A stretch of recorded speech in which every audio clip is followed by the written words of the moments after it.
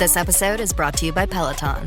Break through the busiest time of year with the brand new Peloton Cross Training Tread Plus. Powered by Peloton IQ. With real-time guidance and endless ways to move, you can personalize your workouts and train with confidence, helping you reach your goals in less time. Let yourself run, lift, sculpt, push, and go. Explore the new Peloton Cross Training Tread Plus at onepeloton.com.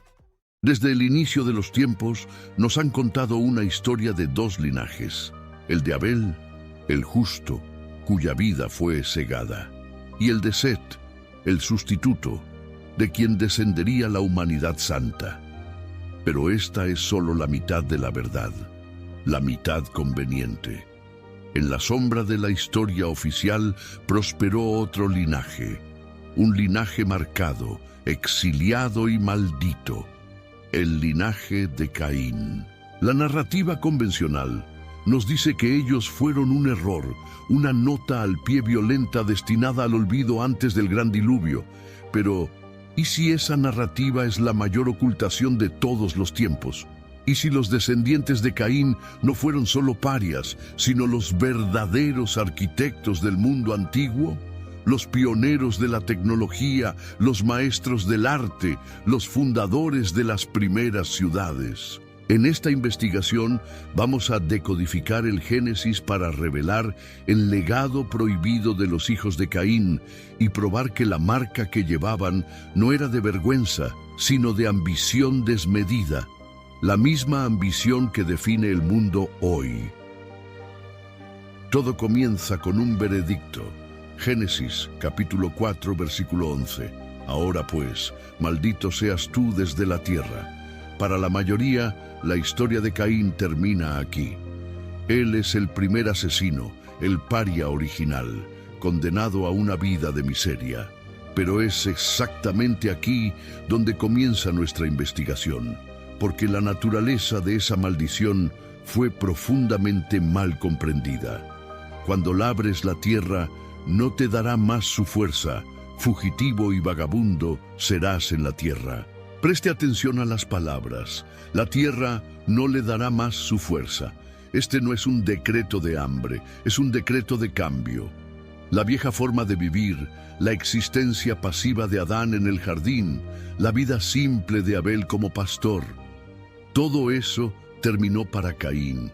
Él no puede más simplemente cosechar lo que la tierra ofrece. Él es forzado a innovar o morir. La maldición no fue el fin de Caín, fue el inicio de la ingeniosidad humana. Ante ese decreto, Caín responde con miedo. He aquí que hoy me echas de la faz de la tierra, y será que cualquiera que me hallare me matará. Es una respuesta lógica. Un exiliado es una presa fácil, pero la respuesta divina es el primer gran enigma de esta historia. Dios no lo abandona. Él le da una garantía. Él pone en Caín una señal, una marca, para que nadie lo hiriera. Por milenios, teólogos y artistas han imaginado esa marca como un estigma, una cicatriz de vergüenza, una X en la frente. Pero eso no tiene sentido. Si la marca lo identificara como el asesino, lo convertiría en un blanco, no lo protegería. La lógica exige una reinterpretación radical. ¿Y si la marca no fuera una cicatriz, sino un escudo? ¿Y si no fuera una señal de vergüenza, sino un aura de temor? Una habilidad superior, una presencia imponente que impedía el ataque. La marca no era para castigarlo, era para garantizar que su linaje sobreviviera. Y sobrevivió. Caín es exiliado a la tierra de Nod, al oriente del Edén. El nombre Nod en hebreo viene de la raíz que significa vagar, la tierra de la vagabundeo. Pero no imagine un desierto estéril, imagine la frontera, un territorio virgen, sin leyes, sin tradiciones, libre de las restricciones del paraíso perdido. Un lugar donde un hombre, forzado a crear sus propias reglas, podría construir un nuevo mundo. Y es exactamente lo que hace. Génesis 4, versículo 17. La frase que debería cambiar todo lo que pensamos sobre el origen de la civilización. Y cohabitó Caín con su mujer, y edificó una ciudad. Piénselo, el primer acto registrado de Caín en el exilio no es vagar en desesperación, es construir una ciudad. Una ciudad es el opuesto polar de su maldición. Un fugitivo no tiene hogar. Una ciudad es un hogar. Un vagabundo no tiene raíces. Una ciudad es la raíz. La construcción de Enoque, nombre de su hijo, no es solo un acto de un padre, es un acto de desafío monumental. Es Caín, el maldito, mirando su destino y diciendo, no, yo voy a dominar mi propia realidad. La civilización, la misma idea de sociedad organizada, no nació de un mandato divino o de un linaje santo. Nació como un acto de rebeldía, un acto de autopreservación contra un universo hostil.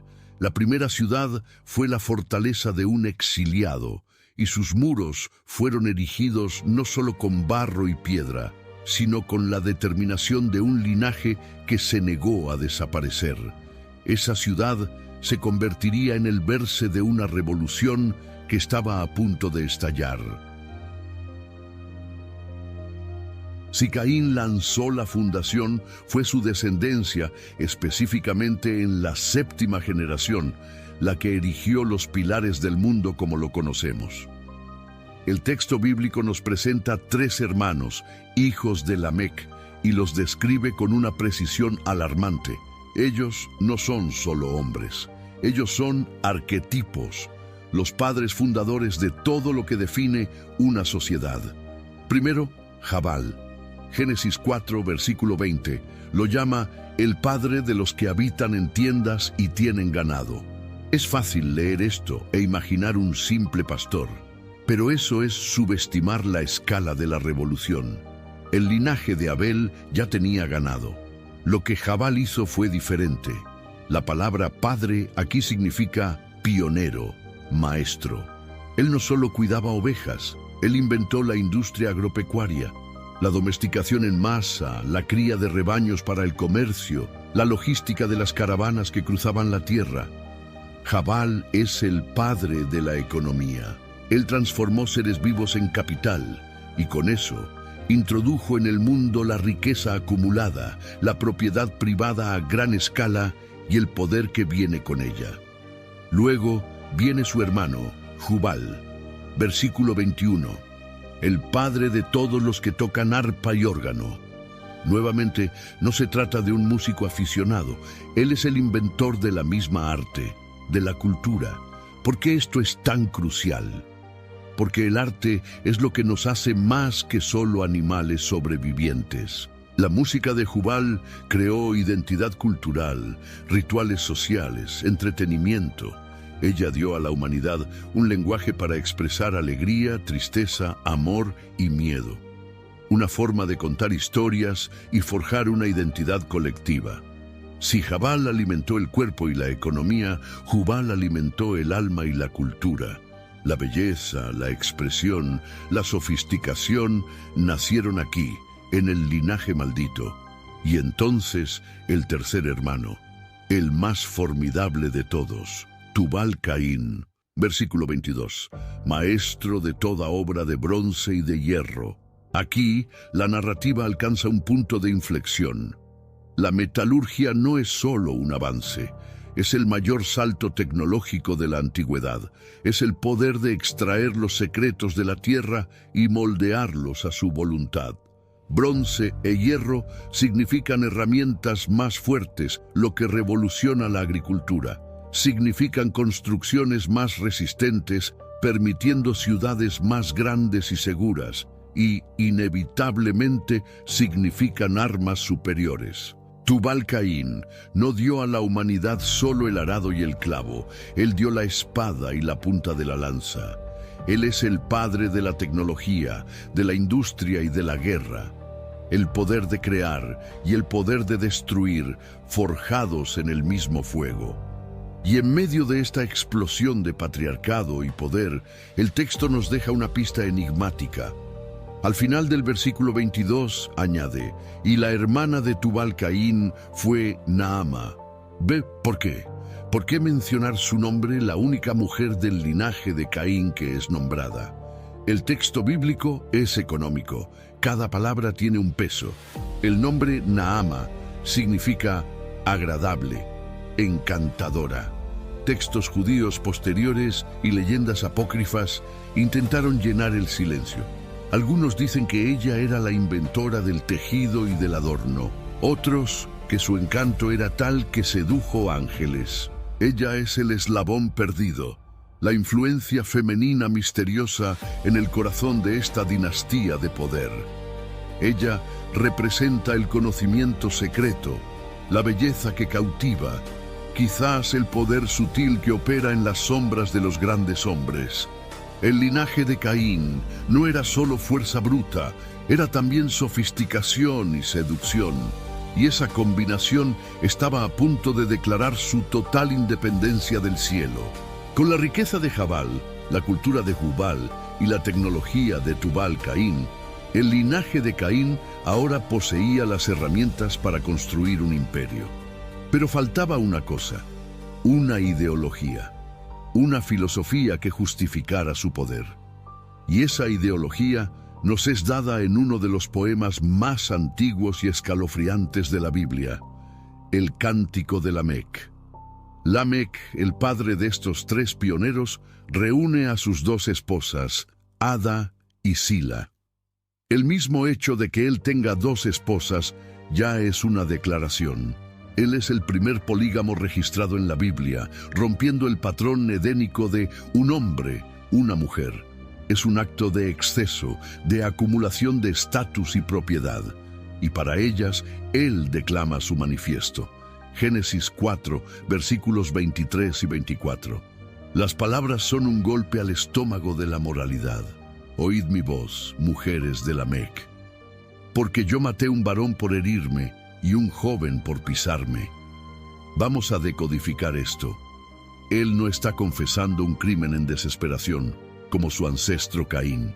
Él está jactándose. La estructura hebrea sugiere que la herida y el pisotón pudieron haber sido accidentales o triviales. Su reacción, sin embargo, fue letal. Esto no es autodefensa. Es una retaliación brutal y desproporcionada. Es la ley de la selva transformada en código de honor. Es la filosofía del poder absoluto. Cualquier ofensa contra mí, por menor que sea, será respondida con la aniquilación. Pero la declaración más impactante viene a continuación. Lamec se compara directamente con Caín, porque 7 veces Caín será vengado, pero Lamec 77 veces. Esta es la declaración de independencia de la civilización cainita. Caín, el exiliado, necesitaba la marca protectora de Dios para sobrevivir. Su venganza era garantizada por un poder externo. Lamec se burla de esa idea.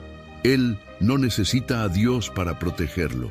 Su propia fuerza, su propia reputación, la tecnología de su hijo Tubal-Caín, esas son sus garantías. La venganza de Lamec no es divina, es humana y es 11 veces más poderosa. Es la sustitución completa de la justicia celestial por la retaliación terrena. Este cántico es el acta de nacimiento de la arrogancia humana. Es la ideología que dice: nosotros somos los dueños de nuestro propio destino, nuestras armas son nuestra ley, nuestra voluntad es nuestra única moral. Con la economía de Jabal para financiar el reino, la cultura de Jubal para crear una identidad gloriosa, las armas de Tubal-Caín para imponer el orden, y ahora la filosofía de Lamec para justificar todo esto, la civilización cainita estaba completa. Ellos no estaban solo construyendo ciudades, estaban construyendo una alternativa a Dios, un sistema humano para la gloria del hombre. Y esa nueva y poderosa civilización, con su arte, su tecnología y su seductora autoconfianza, estaba a punto de chocar con el resto del mundo. La historia nos deja con 2 linajes corriendo en paralelo. De un lado, los descendientes de Set, el linaje santo, que según Génesis 4:26 comenzó a invocar el nombre del Señor. Ellos representan la piedad, la tradición, la conexión con lo divino. Del otro, los descendientes de Caín, los constructores, los innovadores, los artistas, viviendo bajo la filosofía autárquica de Lamec. Por un tiempo, estos dos ríos corrieron separados, pero la historia de la humanidad es la historia de la fusión. Y esa fusión es descrita en Génesis, capítulo 6, uno de los pasajes más debatidos y misteriosos de toda la Biblia. Y aconteció que, como los hombres comenzaron a multiplicarse sobre la faz de la tierra, y les nacieron hijas, vieron los hijos de Dios que las hijas de los hombres eran formosas, y tomaron para sí mujeres de todas las que escogieron. La interpretación popular, alimentada por textos apócrifos como el libro de Enoc, habla de ángeles caídos, seres celestiales que se mezclaron con mujeres mortales. Es una imagen poderosa, pero quizás la verdad sea más terrenal y por eso mismo más impactante. Muchos estudiosos bíblicos proponen una lectura diferente, basada en el propio contexto del Génesis. ¿Quiénes eran los hijos de Dios? El texto anterior nos dio la respuesta: el linaje de Set, aquellos que invocaban el nombre del Señor. ¿Y quiénes eran los hombres cuyas hijas eran tan atractivas? El término hombres se usa consistentemente para describir a la humanidad en su estado natural, a menudo en contraste con Dios. El linaje de Caín es la personificación de la humanidad autárquica. Ahora, relea el pasaje con esa clave. Los hijos de Dios, el linaje piadoso de Set, miraron a las hijas de los hombres, las descendientes de Caín, y las vieron como formosas. La palabra hebrea tobot no significa solo bonitas, significa buenas, agradables, deseables. Ellas no eran solo físicamente atractivas, ellas eran sofisticadas, venían de las ciudades, usaban las joyas y los tejidos creados por la ingeniosidad de Tubal-Caín y Naama. Cantaban las canciones y tocaban los instrumentos de Jubal. Ellas eran la personificación de la cultura, de la modernidad, del progreso. El linaje de Set, quizás rústico, simple y agrario, fue irresistiblemente atraído por la civilización cainita, dinámica, vibrante y avanzada. La corrupción que Dios vio en la tierra no fue solo una cuestión de ángeles caídos, fue la asimilación completa del linaje sagrado por la filosofía profana. La humanidad se estaba unificando, pero no bajo Dios. Se estaba unificando bajo la bandera de Lamec, poder, ambición y autoglorificación. ¿Y el resultado de esa fusión? Génesis 6, versículo 4. Había en aquellos días gigantes en la tierra. Estos eran los valientes que hubo en la antigüedad, los hombres de fama. La palabra hebrea es nefilim, frecuentemente traducida como gigantes, pero la raíz de la palabra puede significar aquellos que caen o aquellos que hacen caer a los otros. ¿Y si los nefilim no fueran gigantes en estatura, sino titanes de la industria, de la política, de la guerra y de la cultura? El producto híbrido de esta fusión, una superhumanidad poseyendo la herencia espiritual de Set y la genialidad tecnológica y artística de Caín. Una civilización poderosa, brillante, de hombres de fama, pero espiritualmente vacía. Desde el punto de vista divino, la humanidad se había convertido en un proyecto que salió mal. Una civilización tan poderosa y arrogante que su único destino era la autodestrucción. La creación se había convertido en una amenaza para sí misma, y una corrección drástica sería necesaria. El diluvio, la gran reinicialización. La narrativa oficial es clara. Dios aprieta el botón de borrar. Toda la humanidad corrompida, toda la civilización cainita, los nefilim, todo es lavado por el agua. Solo Noé, un hombre justo en sus generaciones y descendiente directo de Set, sobrevive con su familia en el arca. El linaje de Caín es, oficialmente, extinto. Fin de la historia. Pero la historia nunca es tan simple. La Biblia es un libro de ecos, de patrones que se repiten. ¿Y si el diluvio no borró la ideología, solo el linaje de sangre? La puerta para esa especulación está en la misma arca. 8 personas sobrevivieron: Noé, su esposa, sus 3 hijos Sem, Cam y Jafet, y sus esposas. La genealogía de Noé es detallada. La de sus nueras es un silencio absoluto. No sabemos de dónde vinieron, quiénes eran sus padres. La tradición judía, en el libro de los Jubileos, llega a afirmar que ellas eran, de hecho, descendientes de Caín. Aun si no aceptamos esa tradición, el silencio del texto permite la pregunta: ¿qué conocimiento, qué historias, qué cultura ellas llevaron dentro del arca?